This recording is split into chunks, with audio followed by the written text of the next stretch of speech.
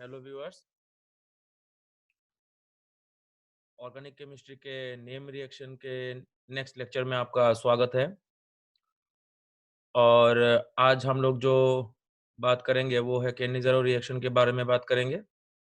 ये जो आपका केनिज़ारो जो रिएक्शन होता है वो आपका बोर्ड के लिए भी इम्पोर्टेंट होता है। इसका शॉर्ट नोट आता है और आपके जेडब्ल्यू में, एआईपीएमटी में और कोई भी केवीपीवाई हो गया आपका, आईआईटी में भी इसका मॉडिफाइड वर्जन का क्वेश्चन आता है। लेकिन जो इसका जो मैकेनिज्म है वो आपको एक बार समझ में आ गया और क्या करना है वो समझ में आ गया तो आपको केनिज़ारो में कोई दिक्कत नहीं होगी।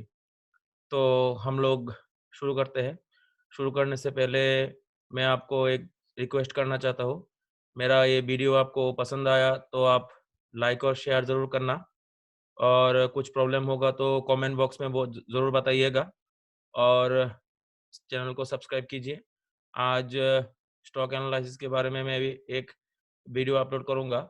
जो वर्किंग क्लास के लोग हैं जो मेरा ये चैनल देखते हैं वो मेरा इस चैनल से कुछ जानकारी ले सकते हैं। तो उन लोगों को भी रिक्वेस्ट है कि आप वो वीडियो ज़रूर देखिए। तो अभी हम लोग हमारे आज के टॉपिक में चलते हैं।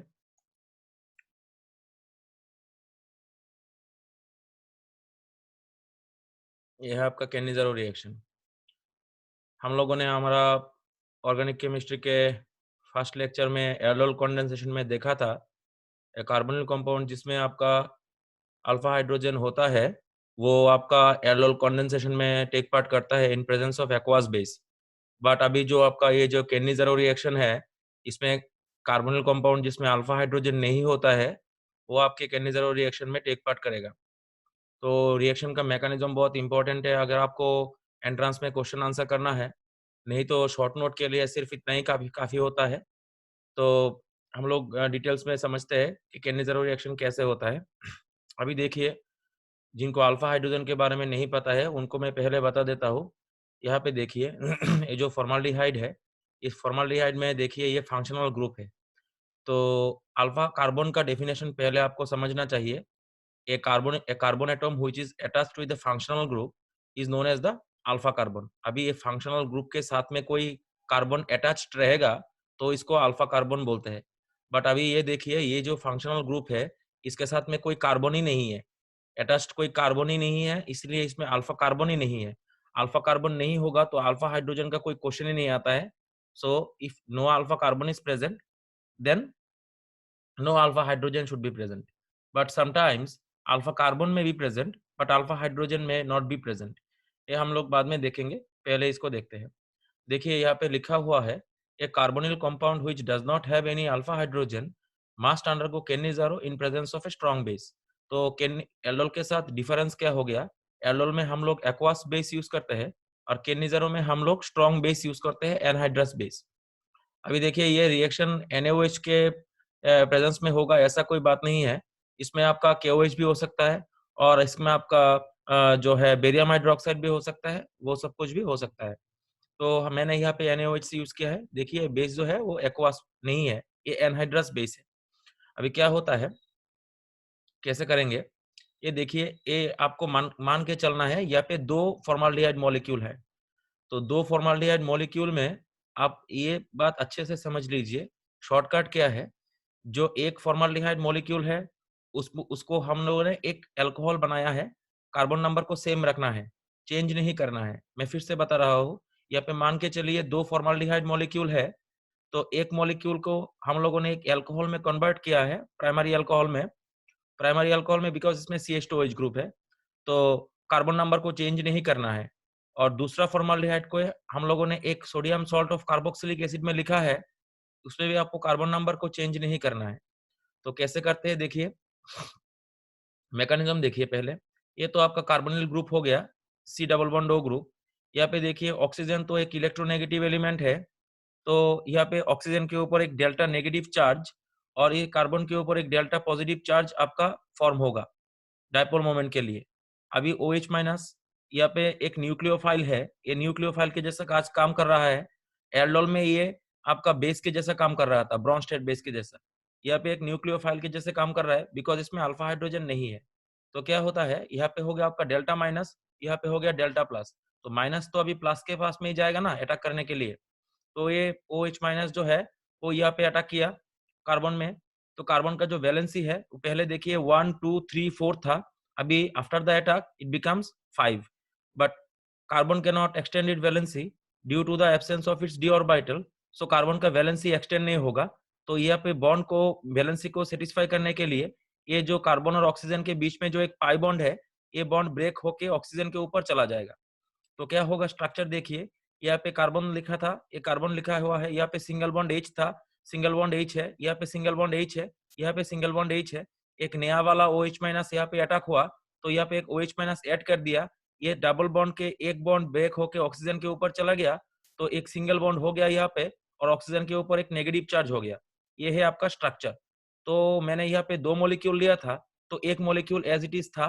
तो अभी ये जो रिएक्शन में इंटरमीडिएट बना है, इंटरमीडिएट नहीं, इसको आप बोल सकते हैं एक मॉलिक्यूल प्रोड्यूस हुआ है, लेकिन ये अनस्टेबल है।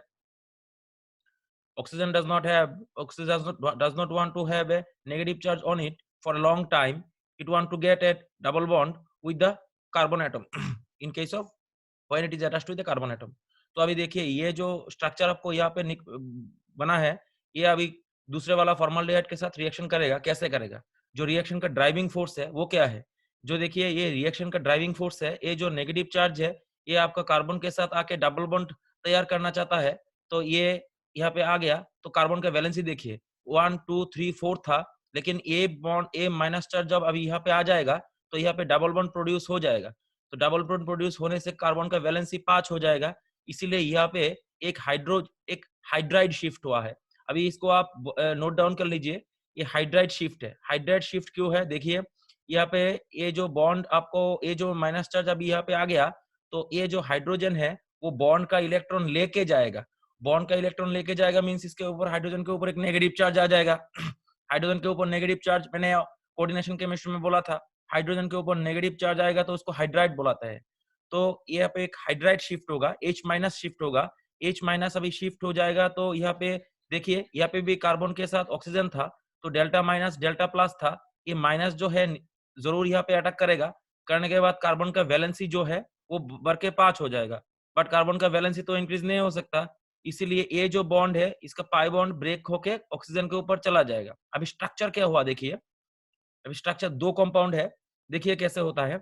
देखिए यहाँ पे तो हाइड्रोजन नहीं है, अभी क्या है, यहाँ पे हाइड्रोजन था, हाइड्रोजन लिखा है, सिंगल बॉन्ड था, यहाँ पे सिंगल बॉन्ड लिखा है, यहाँ पे कार्बन था, ये कार्बन लिखा है, कार्बन के साथ ऑक्सीजन का एक डबल बॉन्ड हो गया।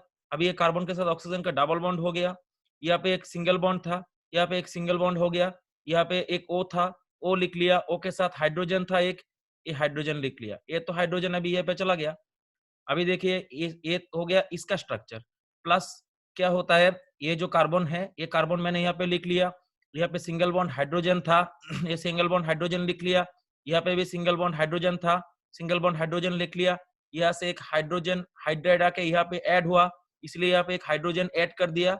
एक करने से क्या होता है, कार्बन का वैलेंसी 5 हो जाता है, इसलिए बॉन्ड मूव होके ऊपर चला जाता है, इसलिए ऑक्सीजन के ऊपर एक नेगेटिव चार्ज आ गया। अभी क्या होता है, इसको अच्छे से देखिए, ये जो है एक कार्बोक्सिलिक एसिड है। कार्बोक्सिलिक एसिड का क्या, आपका ये तो H प्लस रिलीज करेगा, acid as a property to release H plus. तो क्या होता है, यह जो एसिडिक हाइड्रोजन है इस H प्लस को यहाँ से रिलीज करेगा, करने के बाद क्या होगा, ये माइनस चार्ज जो है H प्लस को लेके आएगा। तो अभी क्या हो गया देखिए, ये बॉन्ड निकल के H प्लस होके जाएगा, तो बॉन्ड का इलेक्ट्रॉन जो है जो ऑक्सीजन के ऊपर आ जाएगा। तो क्या हुआ, ऑक्सीजन के ऊपर नेगेटिव चार्ज हो गया, और यहाँ से जो हाइड्रोजन निकल के आया वो माइनस के साथ ऐड हो गया। तो अभी क्या हुआ, HC double bond O minus, और यहाँ पे क्या हो गया CH3OH। तो अभी ये जो यहाँ पे माइनस चार्ज था, वो सोडियम जो है वहाँ पे NaOH दिया है ना, तो वो जो सोडियम का Na प्लस है ना, वो यहाँ पे वो माइनस के साथ में आके एक इलेक्ट्रोवैलेंट बॉन्ड तो प्रोड्यूस करेगा। तो उसमें क्या हो गया, HCOO Na, इसका नाम है सोडियम फॉर्मेट, इसका नाम है मिथेनॉल। तो पहले से फिर से देखते हैं, the carbonyl compounds which just does not have any alpha hydrogen must undergo Cannizzaro in presence of a strong base. Strong base means anhydrous base. अभी क्या होता है, फिर से मैकेनिज्म को मैं एक बार फिर से समझाता हूँ। ये जो OH माइनस है, ये यहाँ पे अटैक किया, बॉन्ड का जो ये कार्बन का जो बैलेंसी है वो बढ़ के 5 हो गया, वो 5 नहीं हो सकता है, इसलिए बॉन्ड मूव करके ऑक्सीजन के ऊपर चला जाएगा। तो उसको क्या होगा, ऑक्सीजन के ऊपर एक नेगेटिव चार्ज आ जाएगा, जो ये स्ट्रक्चर प्रोड्यूस हुआ। ये मैंने पहले ही बताया था, ये 2 मॉलिक्यूल यूज होगा, इसको सेल्फ केनिज़रो भी बोलते हैं। अभी क्या है, ये जो स्ट्रक्चर है ये फिर से एक फॉर्माल्डिहाइड के साथ रिएक्शन में आएगा। तो क्या होता है, ये जो माइनस चार्ज है वो यहाँ पे फिर से मोबिलाइज होगा। मोबिलाइज होने के बाद कार्बन का वैलेंसी 5 हो जाएगा, तो वो 5 नहीं हो सकता है, इसलिए यहाँ से एक हाइड्राइड शिफ्ट होके ये यहाँ पे ऐड हो जाएगा। तो बाकी का स्ट्रक्चर आपको समझ में आ गया। तो एक बात आप यहाँ पे समझ लीजिए, यहाँ पे जो रेट डिटरमाइनिंग स्टेप है, ये बहुत बार आया है आपका एंट्रेंस के क्वेश्चन पेपर में। रेट डिटरमाइनिंग स्टेप कौन सा है, आप ये याद रखना पड़ेगा। आप केमिकल काइनेटिक्स पढ़ लिया तो ठीक है, नहीं पढ़ लिया तो आप ये याद रखिए, slowest step is the rate determining step. यहाँ पे ये जो स्टेप है ना, ये स्टेप आपका मैकेनिज्म का रेट डिटरमाइनिंग स्टेप है।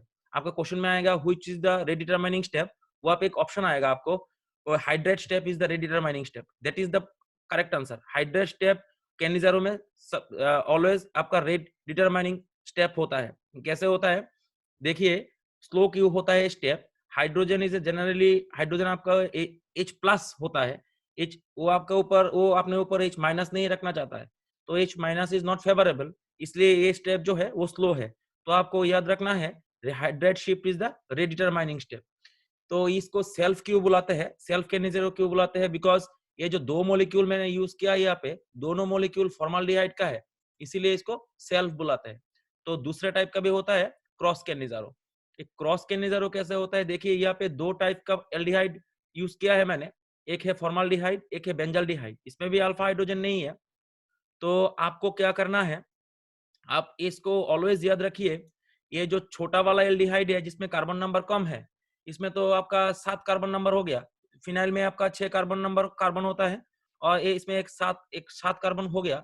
जो आपका छोटा वाला जो आपका एल्डिहाइड होता है, उसको आपको बनाना है sodium salt of carboxylic acid. देखिए यहाँ पे देखिए, जो आपका छोटा वाला फॉर्माल्डिहाइड, छोटा वाला एल्डिहाइड है फॉर्माल्डिहाइड, इसको मैंने बनाया है HCOONA, और जो आपका बड़ा वाला एल्डिहाइड है, इसको बनाना है आपका प्राइमरी अल्कोहल। अब देखिए प्राइमरी अल्कोहल कैसे बनाएंगे, पीएच जैसा है वैसा ही रहेगा, ये जो CHO ग्रुप है इसको आपको CH2OH बना देना है। ये मैकेनिज्म देखिए, मैकेनिज्म में देखिए मैंने OH माइनस को ऐड किया यहाँ पे, तो आपके मन में क्वेश्चन आ सकता है कि OH माइनस को मैंने फॉर्माल्डिहाइड में क्यों अटैक किया, इसमें क्यों अटैक नहीं किया। अभी देखिए इसमें 2 रीजन है।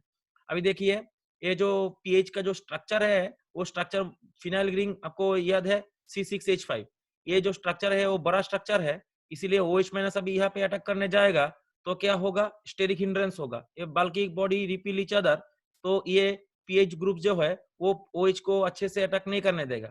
तो this is the reason, because OH minus cannot attack here, that's why it attacks the formaldehyde। और दूसरा वाला रीजन है, देखिए पीएच का जो प्लस आर इफेक्ट होता है, इसके प्लस आर इफेक्ट से क्या होता है, यहाँ पे जो डेल्टा प्लस यहाँ पे डेल्टा माइनस होता है ना, ये प्लस चार्ज जो है वो टू सम एक्सटेंट न्यूट्रलाइज हो जाता है। तो ये माइनस जो है ये अटैक करेगा फॉर्माल्डिहाइड में, बिकॉज यहाँ पे कोई स्टेरिक हिंड्रेंस भी नहीं है, और ऐसा भी कोई ग्रुप नहीं है जो जिसपे प्लस आई और प्लस आर इफेक्ट होता है। तो OH माइनस क्या करता है, यहाँ पे अटैक करता है, ये जो कार्बन का वैलेंसी है वो बढ़ के 5 हो जाता है, फिर बॉन्ड निकल के आपके ऑक्सीजन के ऊपर चला जाता है, तो यहाँ पे ऑक्सीजन के ऊपर नेगेटिव चार्ज हो गया। फिर से वो फॉर्माल्डिहाइड बेंजल्डिहाइड मॉलिक्यूल को यहाँ पे लिखना है, और जैसे मैंने पहले किया था, बॉन्ड को वो माइनस चार्ज को मोबिलाइज करने के बाद हाइड्रेट शिफ्ट होगा, उसके बाद मैंने वहां पे जैसे किया था यहाँ पे भी ऐसे ही होगा। तो ये है आपका क्रॉस केनिज़रो। इसमें आपको सिर्फ इतना ही याद रखना है, जो आपका छोटा वाला एल्डिहाइड है उसको आपको बनाना है sodium salt of carboxylic acid, और जो बड़ा वाला एल्डिहाइड है उसको बनाना है आपका अल्कोहल, वो भी प्राइमरी बनाना है। अभी देखिए ये हो गया आपका क्रॉस केनिज़रो। इसके बाद हो गया आपका इंट्रामोलिक्यूलर केनिज़रो। इंट्रामोलिक्यूलर केनिज़रो कैसे होता है, देखिए ये आपका केनिज़रो के लिए आप यहाँ पे देख सकते हैं, और यहाँ पे भी देख सकते हैं, यहाँ पे मैंने 2 मॉलिक्यूल लिया था, मींस 2 कार्बोनिल ग्रुप चाहिए होगा। यहाँ पे भी देखिए आप, मैं 2 डिफरेंट मॉलिक्यूल लिया, मींस यहाँ पे भी 2 कार्बोनिल ग्रुप का आपको जरूरत है। अभी ऐसा हो सकता है कि एक ही मॉलिक्यूल में आपका 2 कार्बोनिल ग्रुप हो गया, तो देखिए यहाँ पे एक CHO ग्रुप, यहाँ पे भी एक CHO ग्रुप है, तो इसको बोलते हैं थेलाल्डिहाइड। अभी देखिए इसमें 2 कार्बोनिल ग्रुप एक ही मॉलिक्यूल में है, तो उस एक में भी अल्फा हाइड्रोजन नहीं है, तो इसमें आपका इंट्रामोलिक्यूलर कैन्निज़रो हो सकता है। मैकेनिज्म सेम है, सिर्फ आपको याद रखना है in intramolecular Cannizzaro occurs uh, one when two CHO groups are present in the same compound but they do not have any kind of alpha hydrogen. अभी देखिए यहाँ पे सेम ये दो CHO ये सिमेट्रिकल मॉलिक्यूल है, पे प्लेन यहाँ पे एक प्लेन ऑफ सिमेट्री है। आप OH माइनस इसमें भी अटैक कर सकते हैं, नीचे में भी अटैक कर सकते हैं। मैंने ऊपर का जो CHO है इसमें अटैक किया। अभी देखिए ये जो OH माइनस है यहाँ पे अटैक किया, कार्बन का वैलेंसी जो है बढ़ के 5 हो गया, वो 5 नहीं हो सकता, बॉन्ड निकल के ऊपर जाएगा तो ऑक्सीजन के ऊपर नेगेटिव चार्ज आ जाएगा। ये बॉन्ड का माइनस चार्ज का मोबिलाइजेशन होगा, तो यहाँ से एक हाइड्राइड शिफ्ट होके यहाँ पे आ जाएगा। तो आने के बाद क्या होगा, कार्बन का वैलेंसी 4 था, यहाँ पे बढ़ के 5 हो जाएगा, which is generally not possible. That's why ये बॉन्ड जो है मोबिलाइज होके आपके ऑक्सीजन के ऊपर चला गया। ये जो कार्बोक्सिलिक एसिड है इसने एक H+ रिलीज कर दिया और इसने H+ एक्सेप्ट कर लिया, और यहाँ पे एक नेगेटिव चार्ज आ जाएगा। वो नेगेटिव चार्ज के साथ आपका यहाँ पे सोडियम हाइड्रोक्साइड देंगे तो Na+ आ जाएगा, पोटेशियम हाइड्रोक्साइड देंगे तो पोटेशियम हाइड्रो K+ आ जाएगा। मैंने यहाँ पे समझ के लिया, यहाँ पे Na+ NaOH दिया था, इसीलिए यहाँ पे Na लिख लिया। अभी कुछ नहीं देंगे तो यहाँ पे माइनस चार्ज रख देंगे, वो तो भी चलेगा। तो ये है आपका कैनिज़रो रिएक्शन। आप ये मैकेनिज्म को अच्छे से देख लीजिए। ये आपका एंट्रेंस में कोई क्वेश्चन आएगा, उसको सॉल्व करने के लिए आपका मैकेनिज्म चाहिए होगा, और बोर्ड में आपका शॉर्ट नोट आता है, write down a short note on Cannizzaro reaction. तो आपको ऐसे लिखना है, the carbonyl compound which does not have any kind of alpha hydrogen must undergo Cannizzaro in presence of a strong base. उसके बाद आपको लिखना है Cannizzaro is divided into 2 types. तो बोर्ड में आपका वो इंट्रामोलिकुलर नहीं चाहिए, बोर्ड में आपको सिर्फ सेल्फ का एक एग्जांपल देना है, ये दे दीजिए एग्जांपल, क्रॉस का एक एग्जांपल दे दीजिए, हो जाएगा। मैं आप मेरा ये कैनिज़रो रिएक्शन यहीं पे खत्म कर रहा हूँ। मेरा नेक्स्ट लेक्चर में मैं SN2 रिएक्शन के बारे में बात करूंगा। तो जो लोग अभी 11th में है, उन लोगों को हाइड्रोकार्बन में और GOC में आपका SN2 रिएक्शन के बारे में जानना चाहिए। और जो क्लास 12 में है और उसके लिए तो आपका बहुत इंपॉर्टेंट है, बिकॉज ये बोर्ड्स में एंट्रेंस में आता है। और आपका जो है एक एल्काइल हैलाइड में भी रिएक्शन है, एल्काइल हैलाइड एराइल हैलाइड में भी ये रिएक्शन इंपॉर्टेंट है। तो ये है आपका Cannizzaro reaction. For more such videos please stay tuned. और वीडियो देखने के लिए आपको धन्यवाद, और आपका वीडियो पसंद आए तो लाइक और शेयर जरूर करिएगा। Thank you.